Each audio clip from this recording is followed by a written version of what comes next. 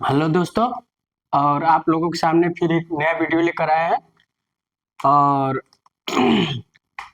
इसके पहले हम लोग पढ़े कि जो आपकी सिंगल फेज इंडक्शन मोटर होती है वो स्टार्ट कैसे होती है, तो उसके बारे में पढ़े कि सेल्फ स्टार्ट उसे कैसे बनाया जाए। ठीक, तो उसके बारे में कल हम पढ़े कि जब हम स्टेटर पर क्या करते हैं, सिंगल फेज वाइंडिंग कर देते हैं तो सेल्फ स्टार्ट बनाया जाता है। अब बात किया जाए कि सेल्फ स्टार्ट तो बन गई, तो जब सेल्फ स्टार्ट बन गई तो हमारा वहाँ स्प्लिट फेज हो रहा था, इसलिए स्प्लिट फेज टाइप मोटर कहला गया। तो स्प्लिट फेज टाइप एक क्या होता है, एक सेंट्रीफ्यूगल, एक होता है विदाउट सेंट्रीफ्यूगल। तो हम लोग उसके बारे में पढ़ेंगे और सेडेड पोल मोटर भी पढ़ेंगे। तो अगर मेरी वीडियो अच्छी लग रही है तो लाइक और सब्सक्राइब करें, अपने दोस्तों के साथ शेयर कीजिए, क्योंकि जितना मैं आपको वीडियो दे रहा हूँ तो आपको आने वाले कंपटीशनों में बड़ा काम देगा। तो आज हम पढ़ते हैं resistance start single phase induction. अब ये सब इंडक्शन मोटर है, जितने भी चलेंगे सब इंडक्शन में भी मोटर चलेंगे। सिंगल फेज इंडक्शन मोटर में आपका क्या शेडेड पोल आता है, स्प्लिट फेज आता है, रिएक्टेंस स्टार्ट आता है। Single phase induction resistant start, resistance start. अब इसको रेजिस्टेंट स्टार्ट ही क्यों बोलते हैं, थोड़ा सा देखते हैं। बात किया जाए सिंगल फेज रेजिस्टेंस स्टार्ट, इसका मतलब है कि जो स्टार्ट वाइंडिंग होगी उसमें हम रेजिस्टेंस जोड़ देंगे तो resistance start, start winding capacitor जोड़ देंगे तो कैपेसिटर स्टार्ट, और दो कैपेसिटर जोड़ देंगे, एक रन कैपेसिटर स्टार्ट कैपेसिटर, तो हो जाएगा capacitor start and capacitor run motor. तीन प्रकार के मोटर पढ़ेंगे। तो इसमें क्या है, सिंपल सिंपल जानिए। ये थोड़ा मोटे वायर की बनाएंगे क्योंकि थिक वायर की होती है, जो फिगर बनाएंगे वो सही बनाएंगे बस। और लेस्टर, थिक वायर लेस्टर बनाने का तरीका आप लोग सीख लीजिए। आइए, थिन वायर मोर्टन। अब इसमें हम क्या जोड़ेंगे, रेजिस्टेंस। यहाँ सेंट्रीफ्यूगल स्विच, यहाँ आपका हो जाएगा रोटर। तो रेजिस्टेंस है, ये क्या है, एक्स से मानिए इसका रिएक्टेंस होगा, एक्स कम इसका रिएक्टेंस होगा। तो इसमें क्या है, सिंगल फेज सप्लाई दिए गए, सिंगल फेज सप्लाई। ठीक, अरे आपका रोटर होगा, क्या होगा, रोटर।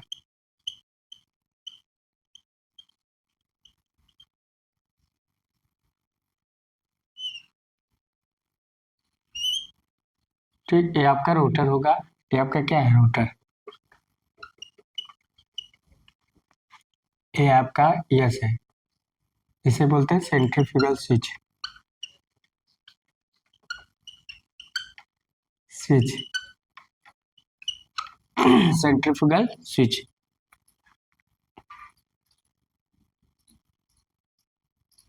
ठीक, अब देखा जाए रेजिस्टेंस स्टार्ट मोटर की बात करें तो देखिए इसका अगर हम थोड़ा सा ग्राफ पढ़े, थोड़ा सा आप लोग ग्राफ जानिए। ये टार्क हो गया, तो क्या है कि ये आपका जो होता है ए, तो रेजिस्टेंस स्टार्ट है, तो थोड़ा सा और ऊपर से ले लें तो सीधा थोड़ा आपको हम दिखाना चाहते हैं। ठीक, तो हम यहाँ से लेते हैं,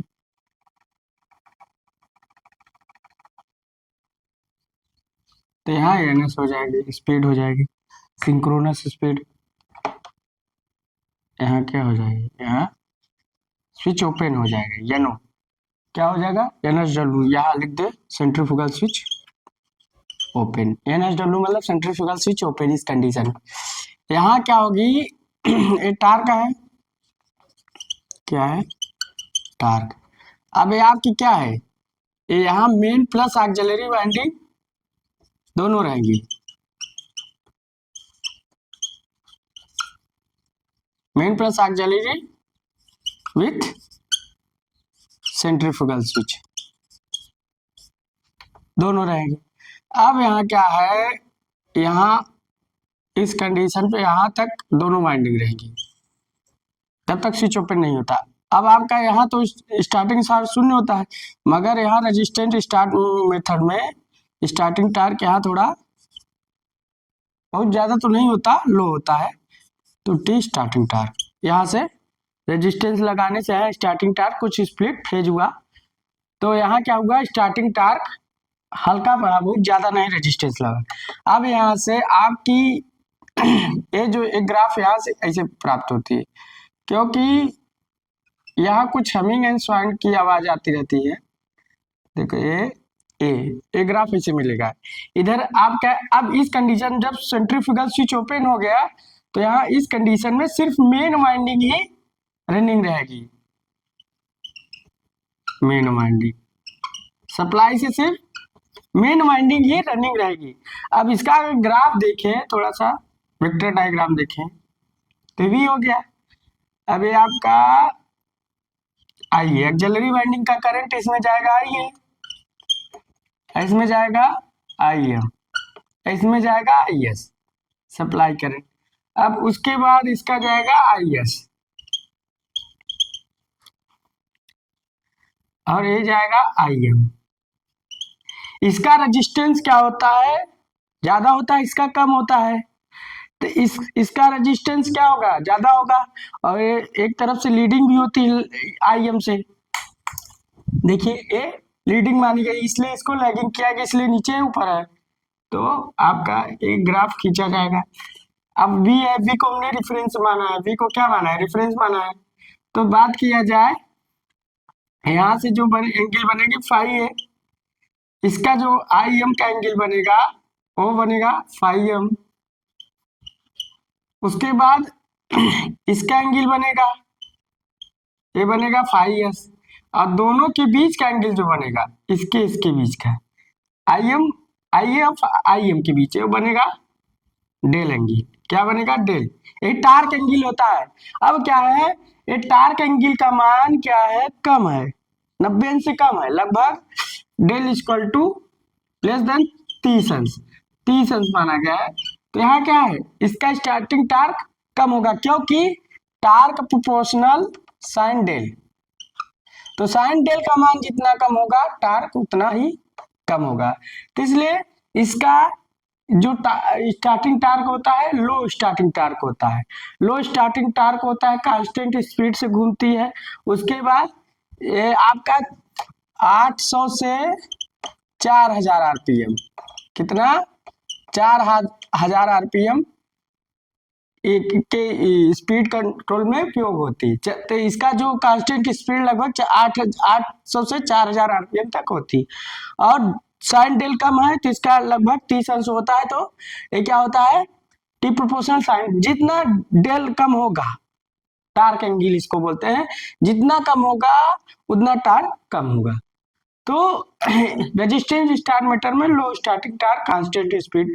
अगर इसकी बात देखा जाए तो इसका जो मेंटेनेंस कास्ट होता है लेस होता है, मीडियम पावर फैक्टर इसमें होता है, बहुत ज्यादा पावर फैक्टर नहीं होता, मीडियम पावर फैक्टर होता है। आपकी मेन वाइंडिंग यहाँ जुड़ी होती है, क्या होती है, मेन वाइंडिंग।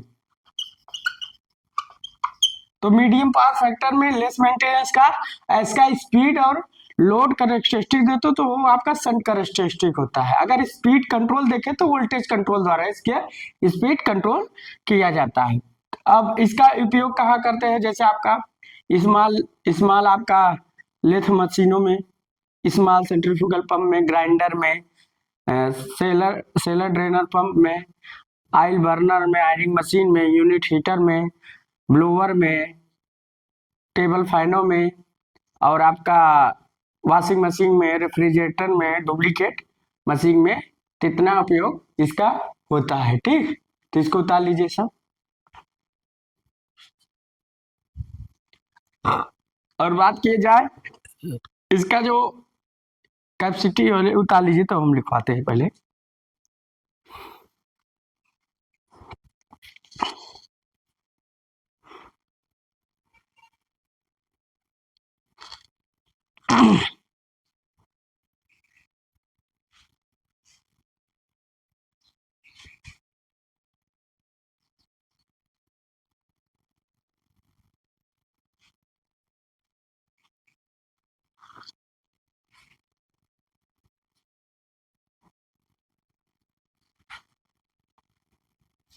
तो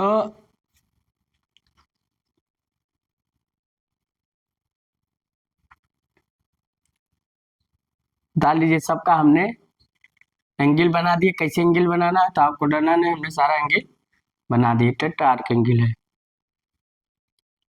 ये टार्क स्पीड कर्व है। यहाँ से आपका मेन वाइंडिंग और plus auxiliary plus centrifugal switch रहेगा। ऐसे सेंट्रीफ्यूगल स्विच होता है, सिर्फ मेन वाइंडिंग हमारी लगी रहती है सप्लाई से। तो ये पूछता है, हर एग्जाम में पूछता है, मगर इसका स्टार्टिंग टाइम लगभग बहुत ज्यादा नहीं, लो है लगभग। लो स्टार्टिंग टार्क और कॉन्स्टेंट स्पीड। ये जो कैपेसिटी है, इसकी कैपेसिटी लगभग 120 एचपी से टू 12 एचपी तक लगभग होती है। इसकी कैपेसिटी है, सी फॉर कैपेसिटी।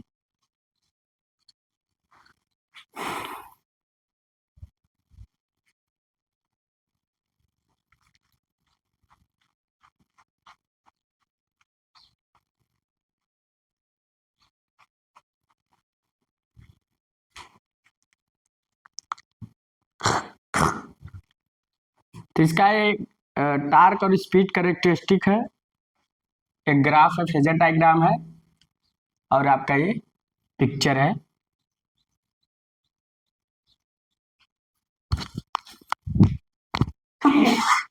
सेंट्रीफ्यूगल स्विच का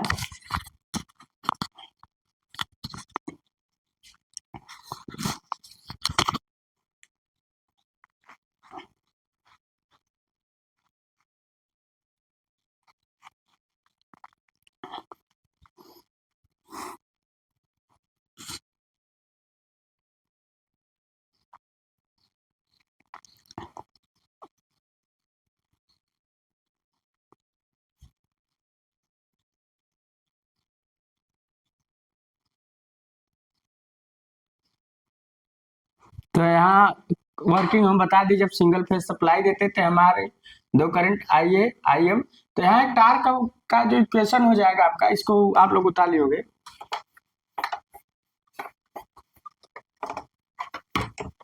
तो जो टार्क का इक्वेशन हो जाएगा, टार्क का इक्वेशन क्या मिलेगा, तो जो हमारा टार्क का इक्वेशन मिलेगा,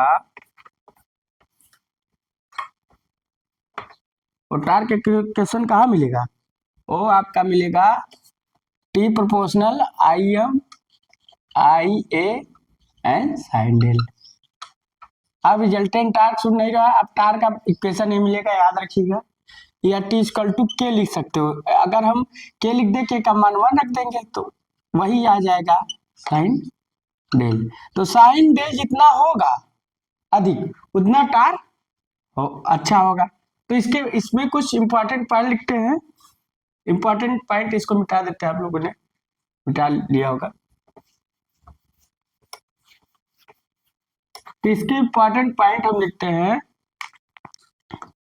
क्या, इसका बाद कैपेसिटी अगर देखा जाए, इसकी कैपेसिटी 1/20 एचपी टू पूछता है कभी कभी, ये भी 1/2 एचपी। ये चीज याद रखिएगा। Speed load characteristic, speed load characteristic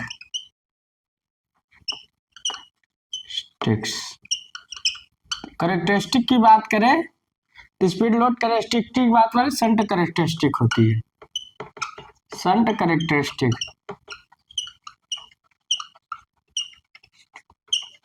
तो संट कैरेक्टरिस्टिक। उसके बाद देखा जाए स्पीड कंट्रोल वोल्टेज कंट्रोल के द्वारा होगा। स्पीड कंट्रोल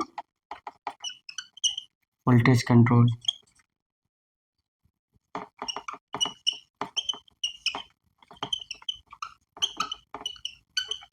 ये आ जाता है।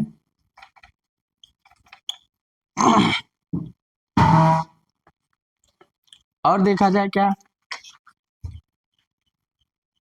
तो ये लो लो starting torque,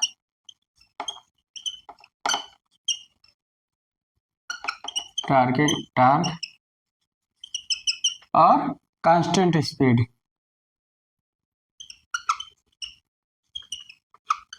constant speed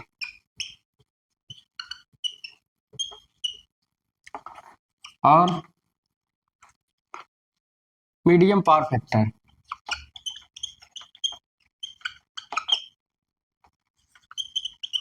power factor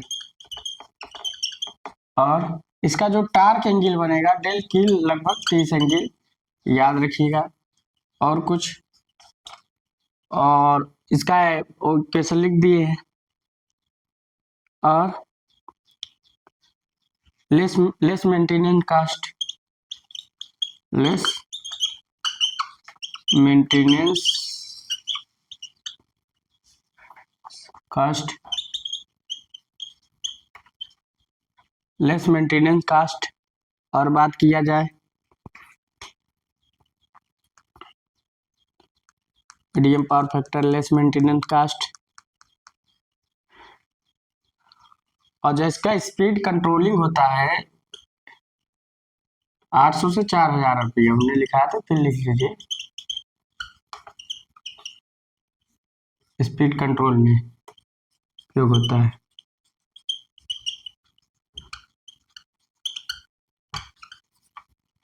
इतना लिख लीजिए। और उसके बाद इसका यूज हमने कहा लिखा है, जैसे स्मॉल स्मॉल कार्यों में होता है यूज आप यहाँ लिख दे, स्मॉल स्मॉल स्मॉल कार्यों, स्मॉल वर्क, लगभग डोमेस्टिक इंडस्ट्री दोनों में लिख दीजिए, डोमेस्टिक एंड इंडस्ट्री। तो अब इसका स्मॉल वर्क में होता है, स्मॉल कार्यों में बता लीजिए। तो और इसके बारे में इसका यूज लिखा देते, कहाँ कहाँ किस में हो रहा है, क्योंकि ज्यादातर हर जगह पूछता रहता है।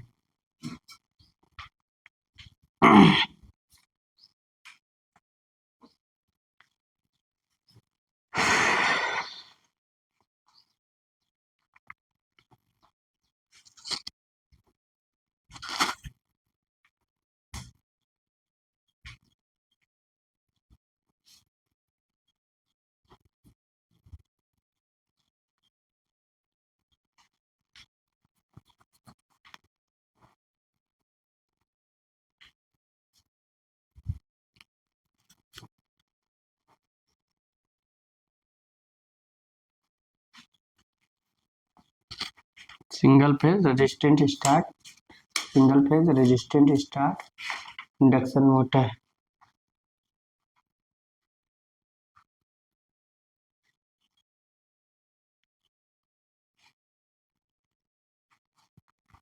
तो इसको ताली होंगे। तो आप लोग सब चीज लिख डालिए जितना में लिखाया जाता है। तो यूज कहा जाएगा, इसका जो यूज होता है, number 1 small lathe machine, lathe machine. एक स्मॉल सेंट्रीफ्यूगल पंप,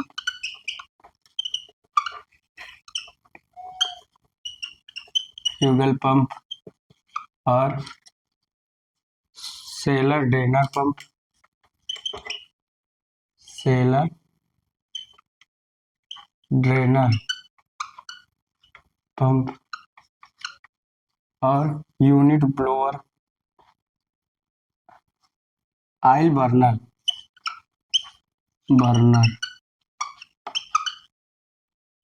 और आयरिंग मशीन,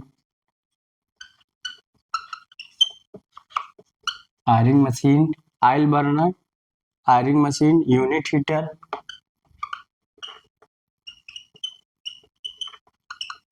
और डुप्लीकेट मशीन, केक मशीन और ब्लोअर, टेबल फैन और ग्राइंडर,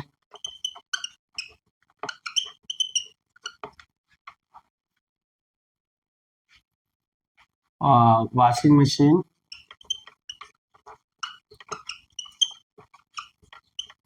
रेफ्रिजरेटर,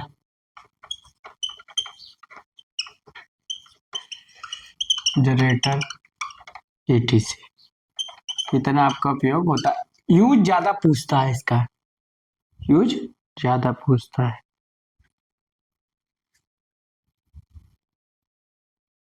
यूज ज्यादा पूछता है।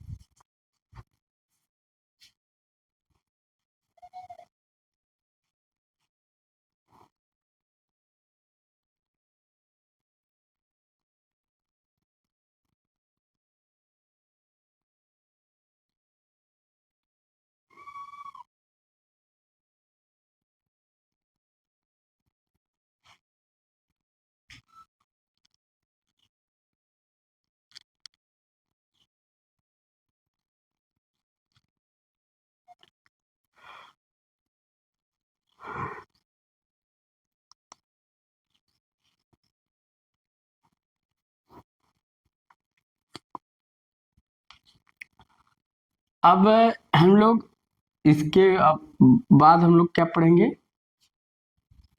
ये आपका पढ़ेंगे हम लोग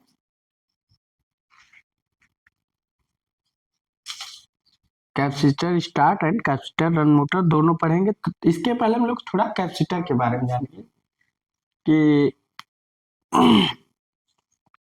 कैपेसिटर की कोई भी वैल्यू या कैपेसिटर की रेटिंग हम लोग कैसे लेते हैं, निर्धारण कैसे करते हैं, या जो कैपेसिटर प्रयोग कर रहे हैं किस टाइप का कर रहे हैं, तब उसके बाद बताना जरूरी रहेगा। तो इसको आप लोग उतार लीजिए, इसको याद रखिए क्योंकि ज्यादातर पूछता है कि रेजिस्टेंट स्टार्ट इंडक्शन मोटर या single phase induction resistant start motor का प्रयोग क्या कर रहे हैं। तो सब याद रखिए, grinder, washing machine, refrigerator, blower, table fan, unit heater, duplicate machine, oil burner, unit heater, seller drainer pump. तो अब बात किया जाए आपका आएगा, उसके पहले हम थोड़ा लोग कैपेसिटर यूज या थोड़ा सा प्रॉपर्टी या यूज करके लिखेंगे, तब उसके बाद हम आपको capacitor and capacitor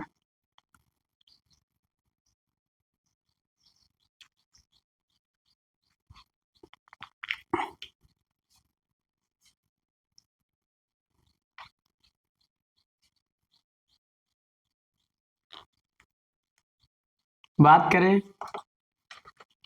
quality of capacitor. Quality of capacitor थोड़ा इसके बारे में जानते हैं, तब उसके बाद पढ़ाएंगे। क्वालिटी ऑफ कैपेसिटर, एक स्टार्ट कैपेसिटर का हम लोग यूज करेंगे इसमें। स्टार्ट कैपेसिटर जो स्टार्ट करता है, इसलिए इसका नाम स्टार्ट कैपेसिटर है। जो हाई स्टार्टिंग टार्क देता है स्टार्ट कैपेसिटर, एक रन कैपेसिटर। बस थोड़ा सा इसके बारे में जानेंगे, रन कैपेसिटर। अगर स्टार्ट कैपेसिटर की बात करें, ये 60 ड्यूरेशन में प्रयोग होती है, 60 ड्यूरेशन। ये चीज याद रखिए, एक कंटिन्यूअस या लॉन्ग ड्यूरेशन, लॉन्ग ड्यूरेशन।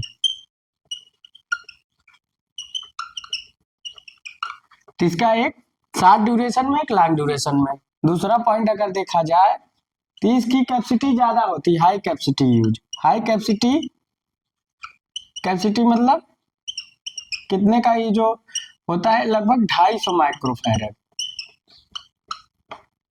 और जिसका 250 माइक्रोफैरड होगा तो उसका हाई स्टार्टिंग टार्क होगा, high starting torque, high starting torque होगा। इसका क्या होगा, लो कैपेसिटी,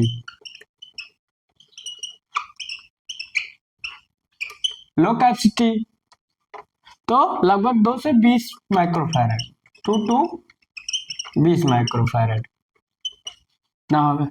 इसका लो स्टार्टिंग टार्क होगा, मतलब इससे कम होगा, तो स्टार्टिंग टार्क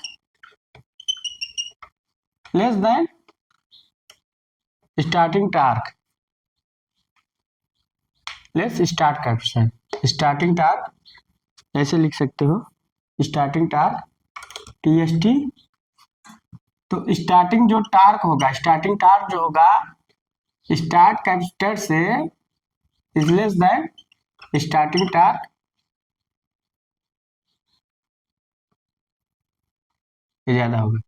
तो इसका स्टार्टिंग टार्क जो होगा लेस कैपेसिटर कम होगा रन कैपेसिटर से। तो समझ गए होंगे। अब इसका पावर फैक्टर ज्यादा होगा, क्योंकि इसका पावर फैक्टर इसलिए ज्यादा होगा क्योंकि रन रहेगी ये लगातार, सेंट्रीफ्यूगल से डिस्कनेक्ट नहीं, लगातार क्या होगी, ऑक्सिलरी वाइंडिंग से लगी रहेगी, ऑक्सिलरी वाइंडिंग से इसका कनेक्शन रहेगा। इसका पावर फैक्टर ज्यादा होगा, इसका पावर फैक्टर इससे कम होगा। तो यहाँ इसका लिखेंगे more power factor, more cos phi. तो इसमें करंट कम होगा, लेस करंट, लेस करंट। इसका लेस करंट होगा तो बिल भी कम आएगा भाई। तो domestic bill less, domestic bill less, domestic bill कम आएगा इसके वजह से। और एक चीज देखा जाए, इसमें जो कैपेसिटर का हम लोग प्रयोग कर रहे हैं, आयल है पेपर, आयल है पेपर टाइप कैपेसिटर, आयल और पेपर टाइप कैपेसिटर। तो इसका जो स्टार्टिंग टार्क होगा वो रनिंग कैपेसिटर से कम होगा, इसका पावर फैक्टर, इसका पावर फैक्टर इससे कम होगा। तो पावर फैक्टर अगर हम देखें तो रन कैपेसिटर का जो पावर फैक्टर है, रन कैपेसिटर, रन कैपेसिटर का जो पावर फैक्टर है cos फाई, वो लेस देन स्टार्ट कैपेसिटर के इसका ग्रेटर देन, क्योंकि इसका जो स्टार्ट कैपेसिटर का पावर फाई है, या आरसी लिखो, ऐसा लिखो।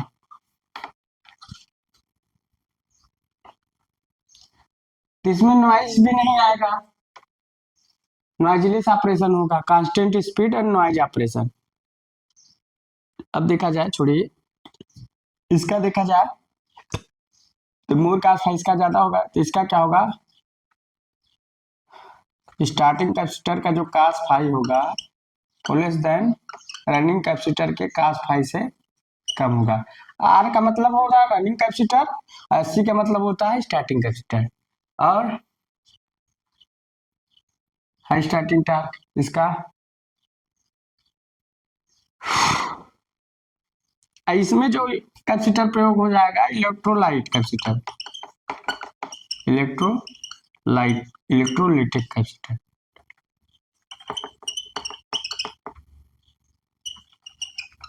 तो इसका प्रयोग क्या होगा, इलेक्ट्रोलिटिक कैपेसिटर। तो यहाँ हम लोग थोड़ा सा इसका वो पढ़े कि किस जो कैपेसिटर का हम यूज करेंगे। स्टार्ट कैपेसिटर बोला जाए कि run capacitor, run capacitor always adjust, always connected to auxiliary winding, मगर स्टार्ट कैपेसिटर क्या रहेगा, स्टार्टिंग में कनेक्ट रहेगा, उसके बाद ऑल कंडीशन में डिस्कनेक्ट रहेगा। तो यहाँ लिख सकते हो, लिखने को लिख सकते हो, starting condition, starting condition starting condition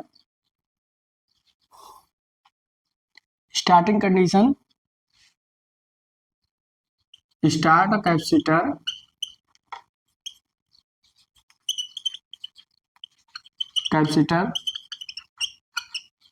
connected and running condition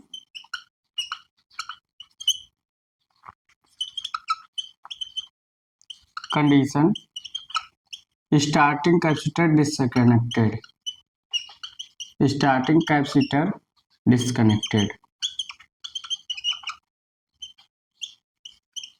ये चीज आप समझ गए होंगे कि क्या होगा कि जो स्टार्टिंग कंडीशन में स्टार्ट कैपेसिटर कनेक्टेड और रनिंग कंडीशन में स्टार्टिंग कैपेसिटर डिस्कनेक्टेड, जब रनिंग कंडीशन हो जाएगा तो सेंट्रीफ्यूगल स्विच के द्वारा स्टार्टिंग कैपेसिटर डिस्कनेक्ट हो जाएगा। इसमें क्या लिख सकते हो, थोड़ा सा इसको आप लोग लिख लिए होंगे, थोड़ा लिख लीजिए।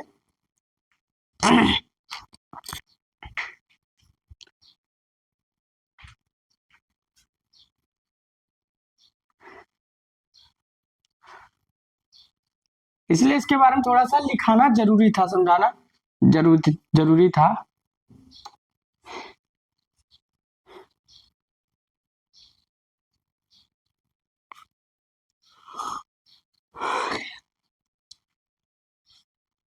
इसको थोड़ा आप लोग उतारे होंगे, तो इसमें थोड़ा लिखा दे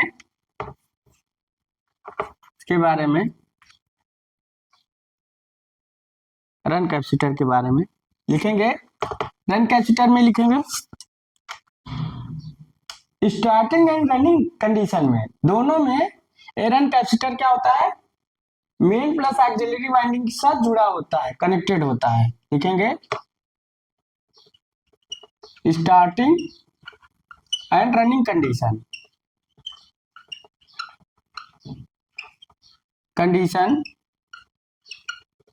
starting and running condition run capacitor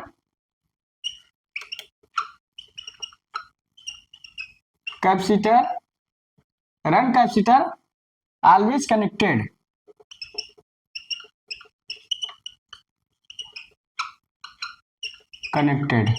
मतलब क्या होता है, स्टार्टिंग और रनिंग कंडीशन में रन कैपेसिटर क्या होता है, ऑलवेज क्या होता है, कनेक्टेड होता है, मतलब अलग नहीं होता, ये सेंट्रीफ्यूगल स्विच के द्वारा अलग हो जाता है, जिसके कारण पावर फैक्टर मोर हो जाता है। तो लिख सकते हो देन पावर फैक्टर मोर मोर,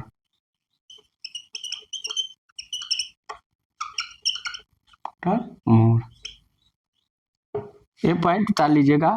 तो ये जो छोटे छोटे पॉइंट है आजकल एग्जामों में बन गया है, तो स्टार्टिंग कैपेसिटर में इलेक्ट्रोलिटिक कैपेसिटर का प्रयोग करते हैं, इसमें आयल पेपर टाइप कैपेसिटर का प्रयोग करते हैं। तो आप लोग ये चीज याद रखिएगा, ज्यादातर ये पूछा गया है।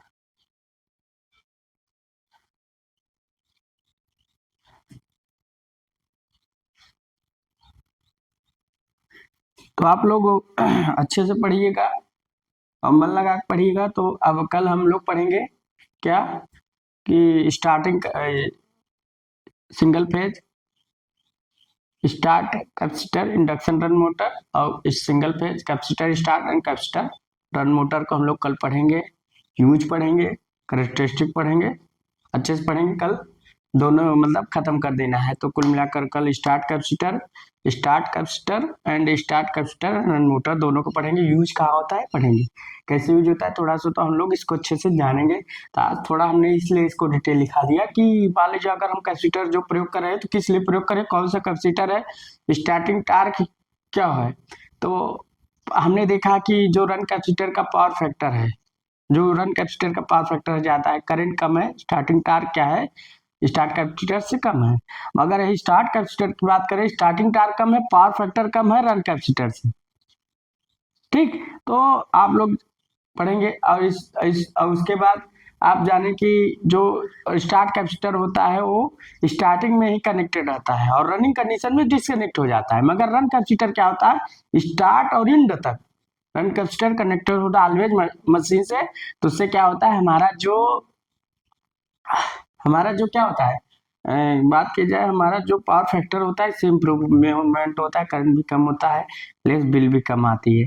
तो आप लोग अब धीरे धीरे आपको माइंड खुलेगा कि इसमें कौन सा, इसमें ऑयल पेपर टाइप कैपेसिटर का प्रयोग करते हैं। तो ज़्यादातर ट्रेंड में पूछा हुआ है, और ये भी कैपेसिटी कभी कभी पूछ लेता है, शॉर्ट ड्यूरेशन में हम किसका प्रयोग करते हैं, लॉन्ग ड्यूरेशन में कौन से कैपेसिटर का प्रयोग करते हैं। तो ये ज़्यादातर हर जगह पूछे, इसलिए मैंने लिखा दिया, एक स्टार्ट कैपेसिटर एक रन कैपेसिटर। तो हम लोग अगर जब स्टार्ट कैपेसिटर पढ़ेंगे और स्टार्ट कैपेसिटर रन कैपेसिटर पढ़ेंगे, तो उससे आपको ये कंफ्यूजन नहीं होगा कि स्टार्ट कैपेसिटर का यहाँ क्या यूज है, रन कैपेसिटर का यूज है यहाँ क्या है। तो इसलिए मेरा पढ़ाने का मेन उद्देश्य था कि पढ़ाने के पहले आपको थोड़ा सा जो कंफ्यूजन है दूर किया जाए। तो आपको ये जितने मैंने पढ़ लिखा है आपको एग्जाम में बनने हैं, कहीं ना कहीं से बनेगा, चाहे शॉर्ट ड्यूरेशन का बन जाए, चाहे लॉन्ग ड्यूरेशन का बन जाए, चाहे इलेक्ट्रोलाइटिक कैपेसिटर बन जाए, चाहे आयरन पेपर टाइप कैपेसिटर बन जाए। तो अगर मेरी वीडियो अच्छी लग रही है तो लाइक और सब्सक्राइब कर, अपने दोस्तों के साथ शेयर कीजिए। So thanks guys.